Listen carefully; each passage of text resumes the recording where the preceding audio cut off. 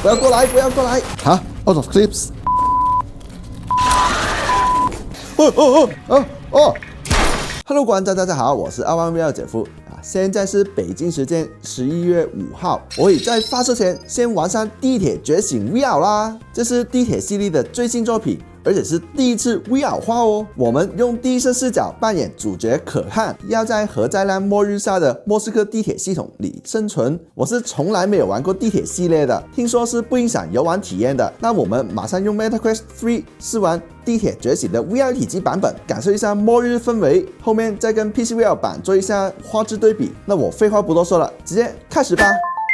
对蜘蛛的刻画，如果你有蜘蛛恐惧症或对蜘蛛有强烈的厌恶，部分场景可能会使你感到不安，应该没问题吧？我应该可以吧？哇，我们已经进入了这个主界面了，很有感觉。一体机的画面能刻画到这个程度，还想怎样呢？非常好了，非常棒了。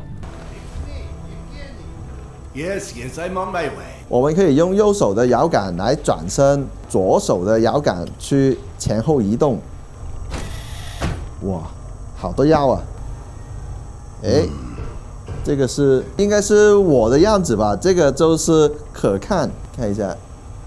哎呀，没有光追。哇，你看 VR 里面好多东西都可以互动的。哎，这里还有个小娃娃。Just a moment. 这不就是地铁里面那个怪物吗？现在我们还在序上啊，所以还没正式进入游戏。哎，有这个地铁2034。I can hear you in there. 这能弹的这个琴，让我为大家表演一首曲。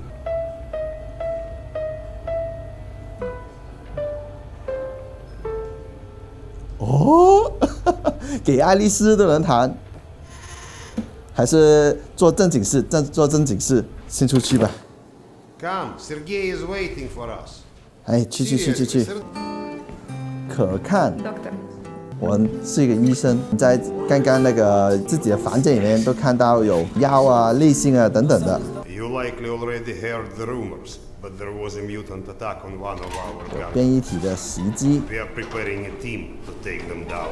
来吧，一起喝一杯吧。 Go and grab a bottle. 哦，来， To 喝一杯。 living, to life. To life. Great stuff. Yes. You keep to yourself too much. 哎呀， Always 我 not 接不住。 Initiate the advice.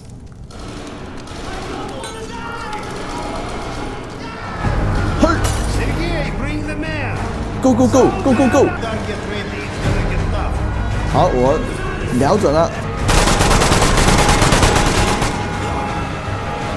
哇，一开场就来这个攻击战，挺好。不要过来！这么多人，你们不做事了吗？为什么都是我？哎呦，哇！我的脚底现在突然有一股冷风吹过来， We avoid the darkness because it hides. 有点恐怖哦。我们就是这个主角可汗，他们这里直接放一座汉，这就是我们。 Can't avoid it any longer. Hi handsome。哎呦，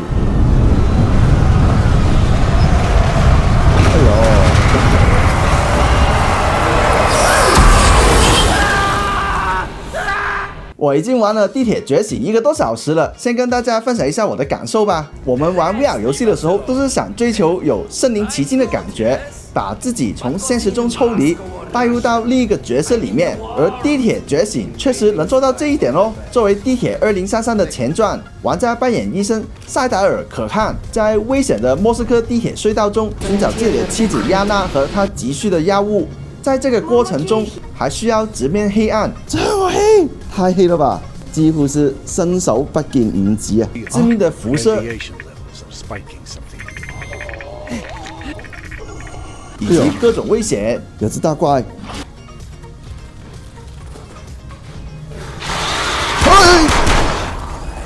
由于塞达尔不是专业的战士，战斗节奏相对较慢，而且游戏里的子弹比较稀缺，每次捡到的只有几粒。我试过打到手枪没有子弹，但场内还有几只怪兽没有杀死，只能前行逃亡找出口，过程非常的刺激，很有代入感哦。好 ，out of clips。 Lot of magazines.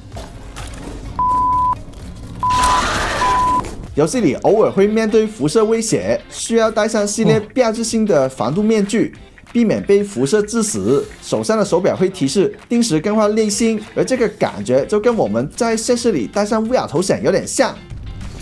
哦，这样挂在背包上。游戏里很多操作互动都跟我们现实中的逻辑类似的，例如觉得防毒面具脏了，开始看不清前路，直接用手擦一下就好了。这个声音，哎，擦一擦。